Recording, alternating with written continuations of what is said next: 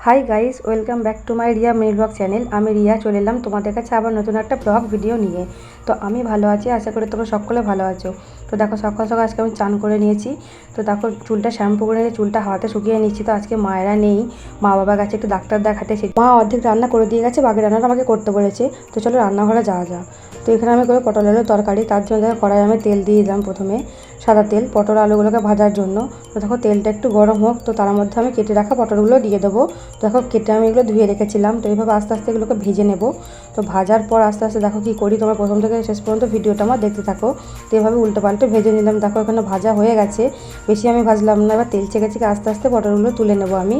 দেখো তো সাদা তেলে আমি ভেজে নিয়েছি, সরষের তেলে ভাজবো না। আমি সব কিছু সাদা তেলেই ভাজতে পছন্দ করি, সরষের তেলে আমি শুধু রান্নাটা করি। তো দেখো এখানে আমি অল্প আলু কেটে নিয়েছিলাম, তো সেগুলো ধুয়ে রেখেছিলাম। তো সেগুলো পটলের মতো আস্তে আস্তে ভেজে নেবো। দেখো একটু চাপা দিয়ে ভাজবো, আলুগুলো এখানে সেদ্ধ হয়ে যায় সেরকমভাবে ভাজবো। তো দেখো ভাজা হয়ে গেছে, দেখো তো আলুগুলো এবার তুলে নিয়েছি। তো তারপর দেখো এখানে আমি কড়াই দিয়ে দিয়েছি তেল। তো তেলের মধ্যে একটু সরষের তেল দিয়ে দিলাম আমি। সরষের তেলের মধ্যে এবার দেবো ফোড়ন। আর তেলটা একটু গরম হোক, তারপর ফোড়নটা দেবো। দেখো ফোড়নটা দিয়ে দিলাম।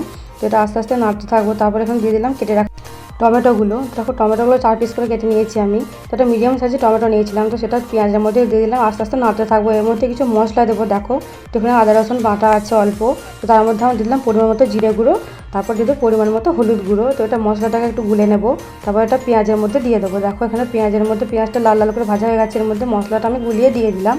তো দেখো এবার মশলাটাকে আস্তে আস্তে কষাতে হবে। যেহেতু পটল আলুর তরকারি তোমরা সবাই রেসিপিটা জানো, তাও তোমাদের কাছে আবার শেয়ার করলাম। তো দেখো এইভাবে আমি আস্তে আস্তে মশলাটাকে কষিয়ে নেবো। তো খুব সুন্দর একটা গন্ধ বেরোচ্ছিলো, যাই তো এইভাবে নাড়তে থাকবো। তারপর এখানে দিয়ে দেবো পরিমাণ মতো মিট মশলা। দেখো মিট মশলাটা আমি সব রান্নাতেই দিয়ে থাকি, খুব ভালো লাগে খেতে। তো দেখো আমার মশলাটাকে কষিয়ে নিচ্ছি। তো এটা হয়ে গেছে মশলা কষানো। এবার তারপর ভেজে রাখা আলু পটলগুলো আমি এবার এতে দিয়ে দেবো। দেখো ভেজে রাখা আলু পটলগুলো দিয়ে দিয়েছি। তো এবার এটা আস্তে আস্তে কষিয়ে নাড়তে থাকবো। তো আমি শুধু এই রান্নাটাই করছি, মা অর্ধেক রান্নাগুলো করে রেখে গেছে। কী করেছে আমি তাও জানি না, এখনও তো খাইনি ভাত, খাওয়ার সময় জানতে পারবো কী করেছে। তো যাই হোক দেখো এটা মশলাটা হয়ে গেছে কষানো আলুগুলোর সাথে। তো এরপর দিয়ে দিলাম পরিমাণ মতো জল। জলের সঙ্গে দিয়ে দিলাম পরিমাণ মতো নুন। তো নুনটা দেওয়ার পর যে যখন নুন খায় সেরকম দেবে নুন। তারপর দেখো এখানে কষিয়ে নেবো, একটু নেড়ে নেবো। তো তারপর দিয়ে দেবো এতে জল। যেহেতু বেশি ঝোল করবো না, মাখা মাখা করবো, সেই জন্য জল বেশি দেবো না। আগে থেকেই ভাজার সময় পটল আলু সেদ্ধ হয়েছিল, আমি সেই সময় সেদ্ধ প্রায় হয়েই গেছিলো ভাজার সময়। তো দেখো পরিমাণ মতো জল দিয়ে দিয়েছি।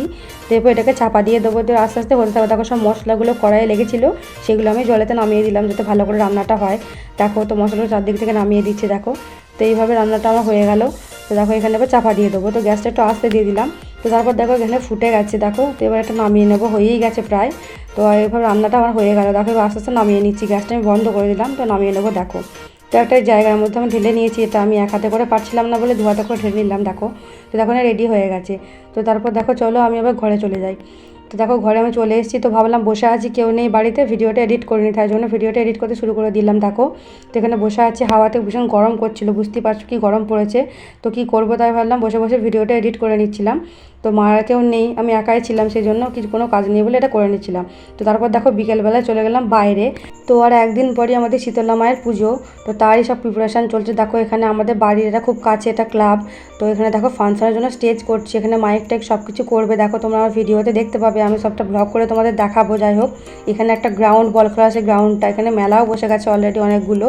তো এগুলো সব সাজাচ্ছে গোজাচ্ছে। আমরা একটু যাচ্ছিলাম শীতলা মায়ের তলায় ঘুরতে। প্রতিদিন বিকেলেই আমরা গিয়ে থাকি, তোমরা সেটা জানো, ভিডিও করে মাঝে তোমাদের দেখাই। তো আজকে আমরা প্রতিদিনের মধ্যে চলে যাচ্ছি। দেখো এখানে সব দোকান বসার জন্য সব কিছু জায়গা করে রেখে দিয়ে চলে গেছে। তো দেখো এখানে আমি যাচ্ছি। দেখো আমি বেরিয়ে পড়েছি, খুব সুন্দর হাওয়া দিচ্ছিলো, খুব ভালো লাগছিলো।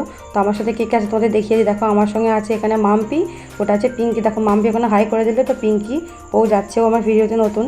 তো দেখো এখানে চলে এসেছি। তো জায়গাটা দেখো কি সুন্দর পরিষ্কার করে দিয়েছে চারদিকটা। এখানেই পুজোটা হবে, এটা শীতলা মায়ের তলা আমাদের। তোমরা অনেকেই এই জায়গাটা আমার ভিডিওতে আগে দেখেছো। দেখো জায়গাটা কত সুন্দর নির্জন, কত বড় জায়গাটা দেখো। এখানে তো এখানে শীতলা মায়ের পুজো উপলক্ষে আমাদের ঝাপান বলে, সেটা হবে।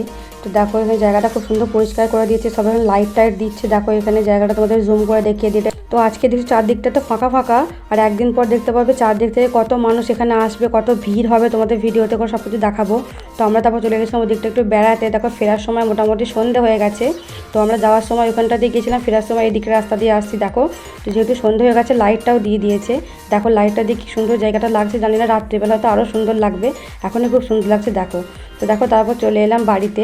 তো এখানে আমরা মুখে লাগাচ্ছি চারকোল মাস্ক। তো দেখো সবাই মিলে আমরা লাগাচ্ছি, আমি অর্ধেক লাগিয়ে তোমাদের ভিডিও করে দেখালাম। দেখো দেখো পুরো মুখটায় মাম্পি আমার লাগিয়ে দিয়েছে, এটা কৌশল দেখো কী করছে, আর দিশারিকেও লাগিয়ে দিচ্ছে। দেখো যেহেতু ঝাপান বুঝতেই পারছো পুজোর ব্যাপার, তো সেই জন্য একটু রূপচর্চা তো করতেই হবে। সারাদিন সময় পাইনি, ভীষণ কাজে ব্যস্ত ছিলাম, দেখতেই পেলে সেটা সারাদিনে তোমাদের ব্লগটা দেখালাম। তো সেই জন্য এখন সেটা করছি। দেখো তো দেখো ফ্যান চলছিল, মাস্কটা শুকিয়ে গেছে, এটাকে রিমুভ করতে হবে। দেখো তো দেখো ওরা নিজেরা রিমুভ করছে, আমি কিন্তু নিজে রিমুভ করতে পারছি না, মাম্পি রিমুভ করে দিচ্ছে। তো দেখো মুখটা আমি ক্লিন করে নিয়েছি আর বাড়িও চলে এসেছি।